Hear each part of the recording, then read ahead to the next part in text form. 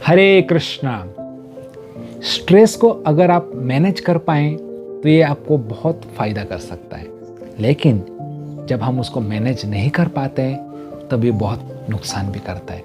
जैसे कि एक उदाहरण है आग का। जब आग जलता है, उस आग को जब हम मैनेज कर पाते हैं तो उससे हम कुकिंग करते हैं, उससे हम इलेक्ट्रिसिटी भी आग से निकलता है, उससे हम गाड़ी चला सकते हैं, उससे हम सब कुछ कर सकते हैं। लेकिन वही आग अगर हम मैनेज नहीं कर पाते हैं तो वो आग सबसे बड़ा नुकसान भी होता है। बड़ा बड़ा घर जल जाता है, सैकड़ों के लोग मर जाते हैं। तो इसलिए स्ट्रेस को जो व्यक्ति मैनेज कर पाया वो उसका लाभ उठा पाया। जैसे कि एक उदाहरण मैं देता हूँ, एक इलास्टिसिटी रबर बैंड है, उसको थोड़ा स्ट्रेच करेंगे तो आपको फ़ायदा करता है, किसी चीज़ को पकड़ के रखता है। अगर नहीं करेंगे कुछ तो फिर उसका कुछ मतलब नहीं है, पूरा भी खींच लेंगे तो टूट जाएगा।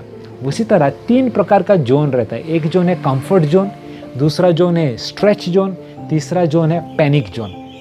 तो साधारणतः हम कंफर्ट जोन में रहने के लिए इच्छा करते हैं, जहाँ पर ज़्यादा काम नहीं करना चाहते हैं, आराम से रहना चाहते हैं। अगर वहाँ पर हमेशा रहेंगे तो कभी स्ट्रेस भी आएगा नहीं और कभी आप काम भी कुछ नहीं कर पाएंगे, तो कुछ फ़ायदा नहीं।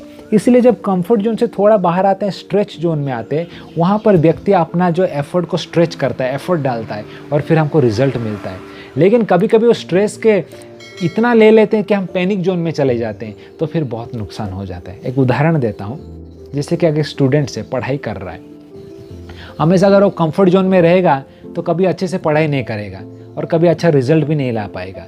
अच्छा रिजल्ट लाने के लिए उसको मेहनत करना पड़ेगा, उसके लिए उसको स्ट्रेच जोन में आना पड़ेगा, उसको खुद को स्ट्रेच करना पड़ेगा, हार्ड वर्क करना पड़ेगा, तभी जाके उसको अच्छा रिजल्ट मिलेगा। लेकिन वो पढ़ाई करते करते अगर ज़्यादा वो स्ट्रेस ले लिया, ज़्यादा वो टेंशन ले लिया तो पैनिक जोन में जा सकता है। अगर वो पैनिक जोन में चला गया तो फिर कभी कभी मैंने देखा कि बच्चे इतना मेहनत करते हैं लेकिन जब एग्ज़ाम का समय आता है तो एग्ज़ाम देते नहीं, क्यों? डर गया है व्यक्ति, वो मतलब पैनिक जोन में चला गया, तो फिर वो नुकसान कर देता है। इसलिए हमेशा हम अपने को मैनेज करना चाहिए और स्ट्रेस को नियंत्रण में रखना चाहिए, कंट्रोल करके रखना चाहिए, तो फिर हम स्ट्रेस जोन में ज़्यादा से ज़्यादा काम कर पाएंगे।